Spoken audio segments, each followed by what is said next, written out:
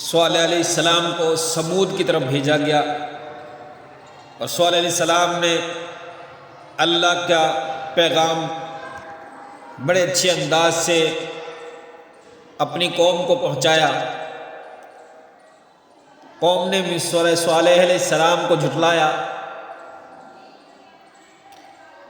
تو کس انداز میں صالح علیہ السلام نے اپنی قوم سمودیوں کو کیسے دعوت دی، اللہ نے اس کے بارے میں قرآن مجید میں فرمایا،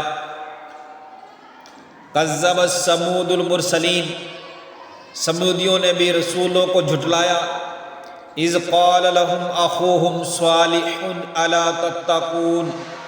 جب ان کے بھائی صالح علیہ السلام نے فرمایا کیا تم اللہ تعالیٰ سے نہیں ڈرتے، انی لکم رسول امین، میں تمہاری طرف اللہ کا امانت دار رسول ہوں،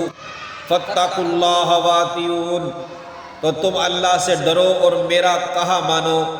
وما اسألکم علیہ من اجر ان اجری الا علی رب العالمین، اور میں اس پر تم سے کوئی اجرت نہیں مانگتا، میری اجرت تو بس رب العالمین کے ذمے ہے۔ اتترکون فی ما ہاہنا آمنین، کیا ان چیزوں میں جو یہاں ہیں تم امن کے ساتھ چھوڑ دیے جاؤ گے، فی جنات وعیون، یعنی ان باغوں اور چشموں میں، وزروع ونخل وطلعها حضیم، اور ان کھیتوں اور کھجوروں کے باغاتوں میں جن کے شگوفے بڑے نرم و نازک ہیں، وتنحتون من الجبال بیوتا فارہین، اور تم پہاڑوں کو تراش کر بڑا پرتکلف مکانات بنا رہے ہو۔